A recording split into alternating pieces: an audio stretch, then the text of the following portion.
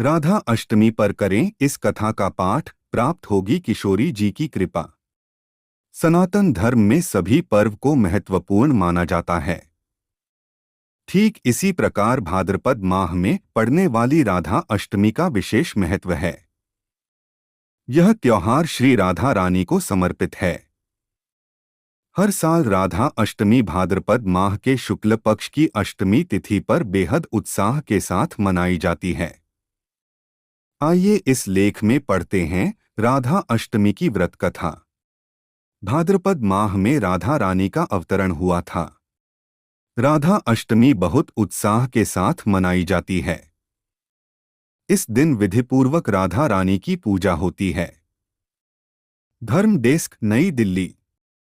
भाद्रपद माह के शुक्ल पक्ष की अष्टमी तिथि पर बरसाना नगरी समेत देश भर के किशोरी जी के मंदिरों में खास रौनक देखने को मिलती है। इस शुभ अवसर के लिए बरसाना नगरी को दुल्हन की तरह सजाया जाता है। धार्मिक मान्यता है कि भाद्रपद माह के शुक्ल पक्ष की अष्टमी तिथि पर राधा रानी के अवतरण दिवस के रूप में मनाया जाता है। इस दिन राधा रानी के संग भगवान श्री कृष्ण की विधिपूर्वक पूजा अर्चना की जाती है। साथ ही व्रत किया जाता है। माना जाता है कि इस दिन पूजा के दौरान व्रत कथा का पाठ करने से साधक का जीवन खुशियों से भर जाता है और किशोरी जी की कृपा प्राप्त होती है। इसलिए राधा अष्टमी के दिन व्रत कथा का पाठ करना बिल्कुल भी न भूलें।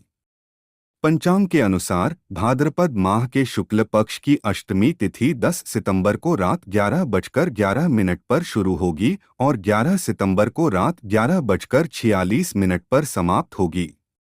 सनातन धर्म में सूर्योदय से तिथि की गणना की जाती है। ऐसे में 11 सितंबर को राधा अष्टमी मनाई जाएगी। राधा अष्टमी का शुभ मुहूर्त इस प्रकार है।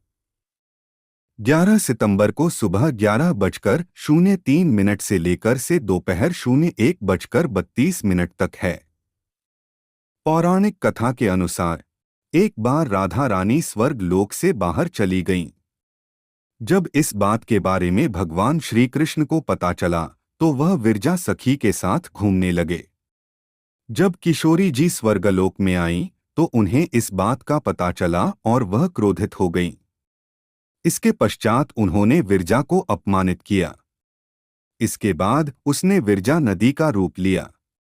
राधा रानी के इस व्यवहार को सुदामा जी को अच्छा नहीं लगा। वह राधा जी के लिए गलत बोलने लगे। सुदामा की बातों को सुनकर किशोरी जी क्रोधित हो गईं और उन्होंने कान्हा जी के मित्र को दानव योनि में जन्म लेने का श्राप दे दिया। सुदामा ने भी राधा जी को इंसान योनि में जन्म लेने का श्राप दिया। इसके पश्चात सुदामा के श्राप की वजह से राधा रानी को भगवान श्री कृष्ण का वियोग का सामना करना पड़ा। कुछ पौराणिक कथाओं के अनुसार द्वापर युग के दौरान जगत के पालनहार भगवान विष्णु ने कान्हा जी के रूप में अवतार लिया तो उनकी पत्नी धन की देवी मां लक्ष्मी राधा रानी के रूप में पृथ्वी पर अवतार लिया।